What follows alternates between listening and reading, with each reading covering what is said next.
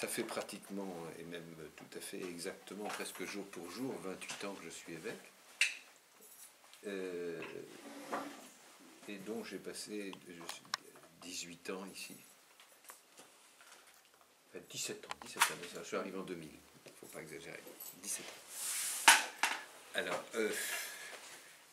les bilans, d'abord, le contexte, moi je trouve que ce département est assez extraordinaire. D'abord parce que, alors, il ressemble un peu, enfin, Paris exclu et la petite couronne exclue, il ressemble à la moyenne de l'Île-de-France, c'est-à-dire que la moitié du territoire est cultivé, 49% à peu près. Et alors que je crois que pour Paris, pour l'Île-de-France, c'est 50%, Paris compris. 25% de forêt dans l'Île-de-France, mais il n'y en a que 17 ou 18% ici.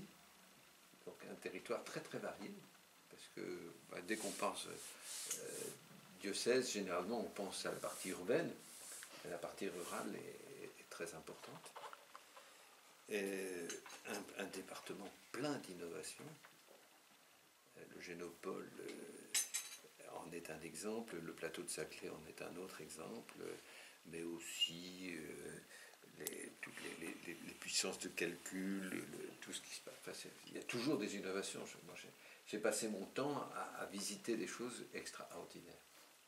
Donc ça, et avec quand même une population qui est toujours en mouvement.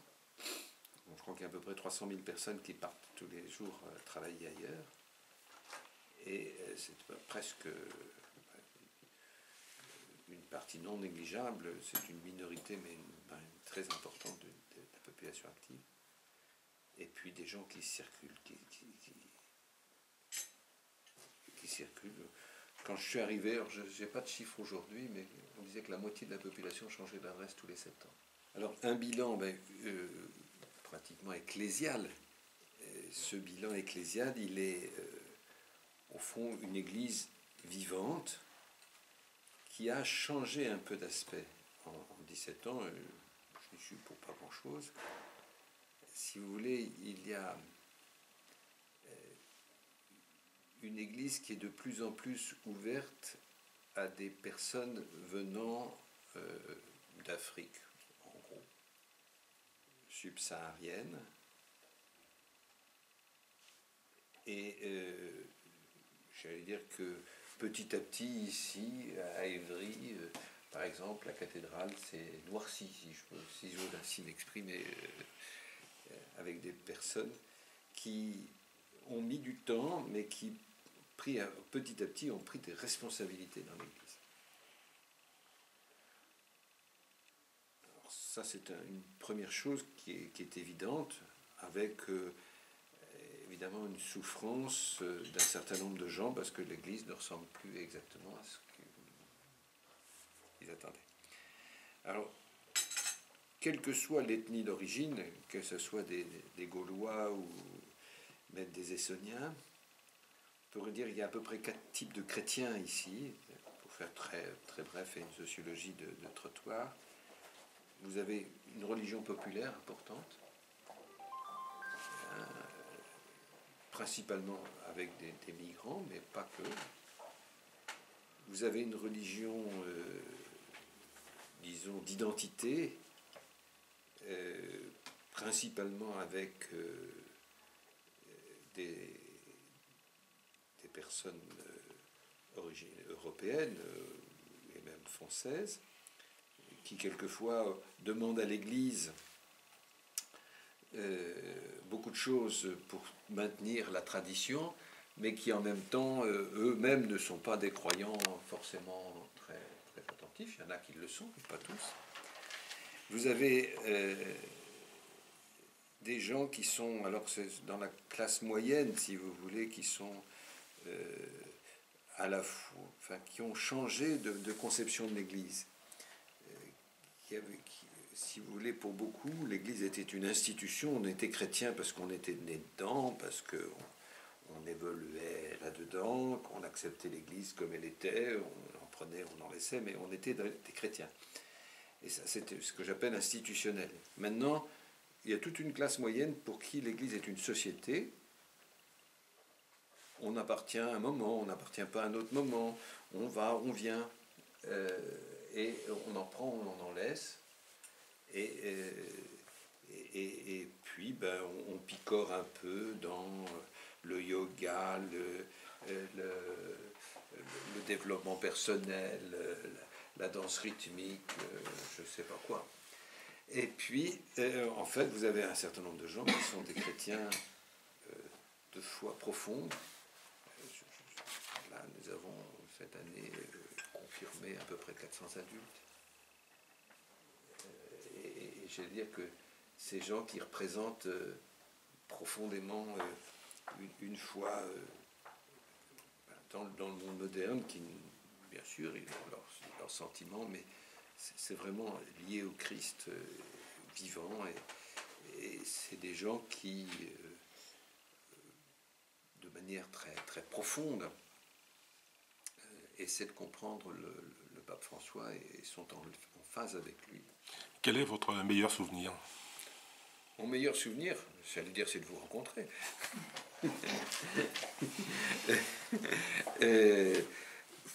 J'en ai beaucoup, beaucoup. Alors évidemment, on a eu des très grands rassemblements. Le 50e anniversaire, ça a été un très bon souvenir.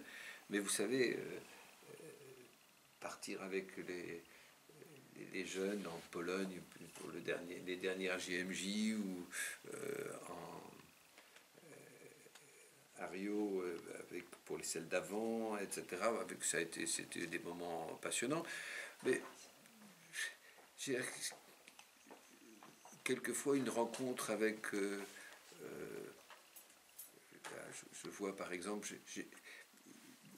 J'ai commencé ici mon ministère avec une histoire dont vous vous souvenez peut-être, qui a été il y avait des occupations d'églises.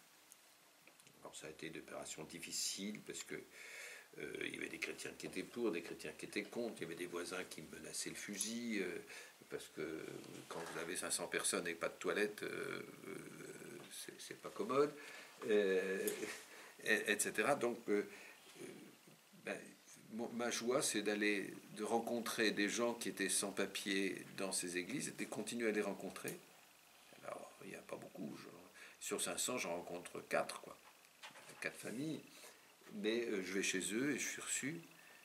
Et on a travaillé à ce qu'ils puissent trouver des papiers, trouver un métier, trouver des logements.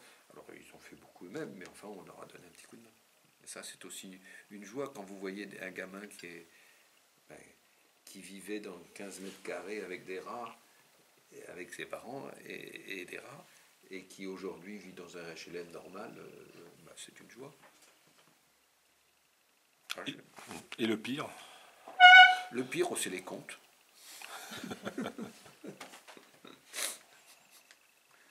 Un regret peut-être, quelque chose que vous aviez voulu faire et que vous n'aviez pas, enfin, vous n'avez pas pu, ou pas, c'est lequel vous n'êtes pas présenté. Je ne suis pas tellement...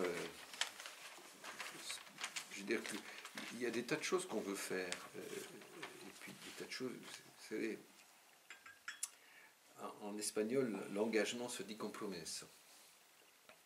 C'est-à-dire qu'il faut toujours faire des compromis. Alors on ne sait jamais exactement ce qu'on veut sur la formation, je trouve par exemple une des choses où nous n'avons pas très réussi, c'est, mais on n'est pas les seuls, mais quand même, c'est les vocations sacerdotales. Vous savez, j'ai ouvert à Tismons une maison pour les séminaristes, j'aimerais qu'elle soit pleine, et elle ne l'est pas.